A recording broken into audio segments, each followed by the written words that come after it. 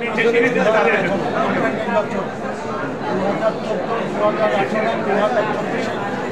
Fraud অ্যাক্টে প্রতারণামূলক নির্বাচন face করেছি আমি বা আমাদের দেশবাসী নির্বাচনে অংশগ্রহণ করতে পারে না একজন নাগরিক সিনিয়র নাগরিক আমি সংবিধান যারা রক্ষণ করার কথা তারা সংবিধান ভঙ্গ করেছে রাষ্ট্রদ্রোহী মামলা অপরাধ করেছে কাজেই আমি একজন নাগরিক হিসেবে এই ব্যাপারটা একটু হাত রাখলাম এনেছি আমার বাকি অংশ আমার সাহেব জনাব আছেন তিনি।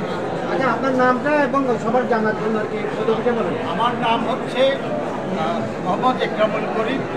আমি একজন ফ্রিডম ফাইটার, একজন রাজনীতিবিদ এবং একজন সিনিয়র মুক্তিযোদ্ধা। আজকে যে আপনারা যে মামলাটা ফাইল করলেন কমিশন সময়ের বিগত আদালতে এটা গ্রহণ করেছে না কিংবা কোনো আদেশ দেয় না আপনাদের আর্জিটা কি ছিল?